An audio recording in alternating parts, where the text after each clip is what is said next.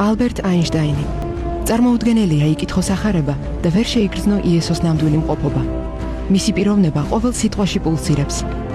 არც ერთი მითი არ არის ახსავსე მსგავსი სიცოცხლით. მე დამიპყრო ნაზარეველის მკაფიო სახემ. მართალია მე იუდეველი ვარ, მაგრამ იესო ნაზარეველის გასხივოსნებულმა სახემ ჩემზე წარუშლელი კვალი დატოვა. არავინ არ წარმოჩენილა როგორც ის. დედამიწაზე მხოლოდ ერთადერთი ადგილია, სადაც ჩვენ ვერ ვხედავთ ჩრდილს და ეს პიროვნება იესო ქრისტეა. ღმერთი წარმოჩნდა მასში ყოველივეზე ნათელი და მკაფიო სახით. მე ვეთაყვანები მას. რაც უფრო მეტ აღმოჩენებს აკეთებს მეცნიერება ფიზიკურ სამყაროში, მით უფრო მივდივართ ისეთ დასკვნებამდე, რომელთა გადაჭრა მხოლოდ ღმრთისადმი უშუალურ წმენით არის შესაძლებელი. ადამიანებს ჭეშმარიტების შემეცნების გზაზე გაგვაჩნია ორად-ორი მძლავრი იარაღი. ესენია ექსპერიმენტი და ლოგიკა. კაცობრიობის ისტორიის მანძილზე ყველა აღმოჩენა ერთი და იგივე პირობებში მრავალჯერადად განმეორება და ცდის შედეგებს ეყრდნობოდა. ამ შედეგების გაანალიზებისა და ლოგიკური დასკვნების საფუძველზე კი ყალიბდებოდა თეორიები როგორც საბუნების მეტყველო, ასევე ჰუმანიტარულ სფეროებში.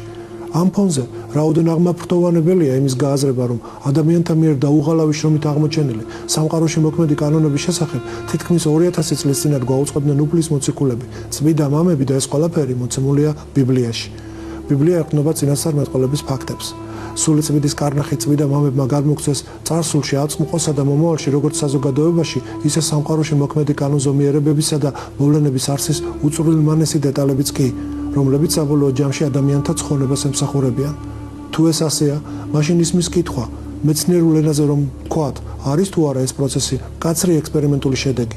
ლოგიკური აზროვნების მიხედვით არის და წინამდებარე მაგალითების საფუძველზე თქვენ თვითონ დარწმუნდებით თუ რატომ.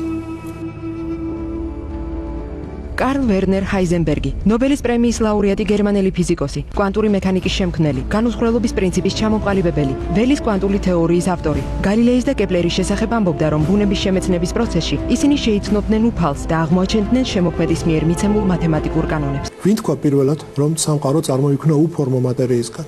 დაახლოებით 200 წლის წინ მეცნიერება მივიდა იმ დასკვნამდე, რომ ჩვენი სამყარო წარმოიქმნა უფორმო ამორფული მატერიისგან. ამის შესახებ ბიბლიაში ქრისტეს დაბადებამდე ნათქვამია წიგნში სიბრძნე სოლომონისა. თავი მე-11, მუხლი 17. რადგან არაფერი დააბრკოლებდა შენს ყოვლის შემძლე ხელს, რომელმაც უსახო ნივთიერებისგან სამყარო შექმნა. სოლომონი გვეუბნება უსახურიო, ანუ სახის და შესაბამისად ფორმის არ მქონეო. ნებისმიერ თანამედროვე ადამიანს ჯერ გაეცინება იმ სპილოების თუ ვეშაპების გახსენებაზე, ვისაც ძველი წარმართები მიაწერდნენ დედამიწის დასაყრდენ ფუნქციას. შემდეგ კი გაუკვირდება მათ მაგივრად თუ რატომ არ მიაქციეს ყურადღება მაცხოვრიშობამდე 1900 წელს ცხოვრები წინასწარმეტყველი იობის ნათქვამს. წიგნი იობისა, თავი 26, მუხლი 7.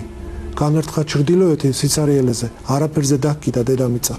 აღსანიშნავია, რომ ეს ნათქვამია მაშინ, როცა არ არსებობდა არც ასტრონომია და არც დედამიწის გარშემო მოგზაურობებს ჰქონდათ ადგილი. ვინ თქვა პირველად, რომ დედამიწა მრგვალია? ეს არ უთქვამთ პირველად მე-16 საუკუნის მეცნიერებს. წინასწარმეტყველი ესაიას განმარტების დროს ერთ-ერთმა პირველმა ეს თქვა იოანე ოქროპირმა. შეიცანი დედამიწის წრე, ხედავ რომ დედამიწა წრიულია? წრე გვიჩვენებს დედამიწის რგვალ ფორმასაც. სასარგებლოა ვიცოდეთ ეს, იმიტომ რომ ჩვენ არ შეგვაცდინოს წარმატ ფილოსოფოსთა იგავებმა, რომლებიც ფიქრობენ, რომ დედამიწა დისკის, მდელოს, დეფშის ან სხვა მსგავსი ფორმების მაგვარია. ამჟამად ფაქტია ეს, რომ ჩვენ კოსმოსური სივრცის გარემოცვაში ვიმყოფებით, მაგრამ წარმართები ადრე ფიქრობდნენ, რომ ეს იყო ეთერი ან მინუსებური სფეროები, რომლებზეც უძრავად იყვნენ დამაგრებულნი მზე, თუ არა პლანეტები, ვარსკვლავები. სამყაროს შესაქმნის შესახებ მსჯელობის დროს კოსმოსური სიღრმისეული სივრცის არსებობაზე ცალსახად მიუთითებდნენ წმინდა მამები.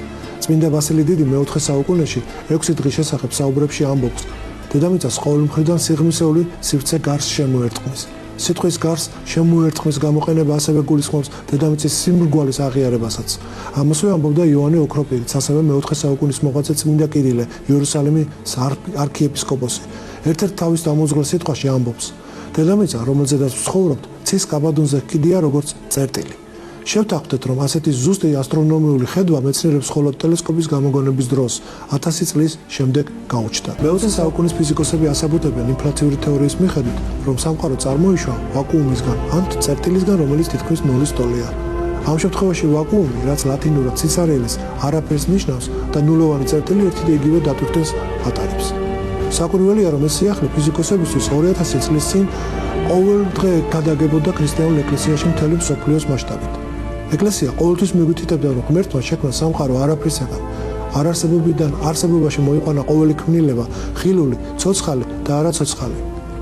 თანამედროვე ფიზიკა 4 სახის ურთიერთქმედების ფორმებს იცნობს. ესენია სუსტი, ძლიერი, ელექტრომაგნიტური და გრავიტაციული. აქედან პირველი სამის გაერთიანება უკვე ექსპერიმენტულად დასაბუთებულია. ალბათ იგივე ბედიელის გრავიტაციულსაც. არსებობს აზრი, რომ პირველადი მაინც ელექტრომაგნიტური ბუნება, ანუ სინათლეა. წყარო ყოველივე მატერიალურის წარმოშობისა ელექტრომაგნიტური ველია. ანიჰილაციის ანუ გაქრობის შედეგად კი ისევ ელექტრომაგნიტურ ველს ვიღებთ, რომელსაც ყოველივე მატერიალურისგან დამოუკიდებლად მარადიულად არსებობა შეუძლია. სხვა სიტყვებით თუ ვიტყვით, ელექტრომაგნიტურ ველს ძალუძს უსასრულოდ გავრცელდეს ისე, რომ არ შეიცვალოს ან გაქრეს ნებისმიერ მანძილებზე, როგორც მაკრო, ისე მიკრო სამყაროში. მატერიასთან ურთიერთქმედებისას კი შედის მასში შთაინთქმება და გამოდის მისგან გამოსხივდება. ეს თვისებები კი დანარჩენი სამი ურთიერთქმედების ფორმებს არ ახასიათებთ. მატერიის გარეშე ისინი არ არსებობენ. ინგლისელი ფიზიკოსი პოლ ანდრიან მორის დირაკი, უთვალსაჩინოესი თანამედროვე თეორეტიკოსი, რომელმაც დაასრულა კვანტური თეორიის ლოგიკური თანმიმდევრული სქემა, ამომწურავად აღწერს ელექტრომაგნიტურ ველს, ანუ სინათლეს, როგორც უსასრულო ენერგიის წყაროს მატარებელს. მის ნაშრომში კვანტური მექანიკის ფუნდამენტური განტოლებები მე-6 პარაგრაფში ვკითხულობთ. სინათლის კვანტს ახასიათებს ერთი უცნაური თავისებურება. ის წყვეტს არსებობას მაშინ, როდესაც იმყოფება ერთ-ერთ თავის სტაციონარულ ნულოვან მდგომარეობაში, სადაც მისი იმპულსი და შესაბამისად ენერგია ნულის ტოლია.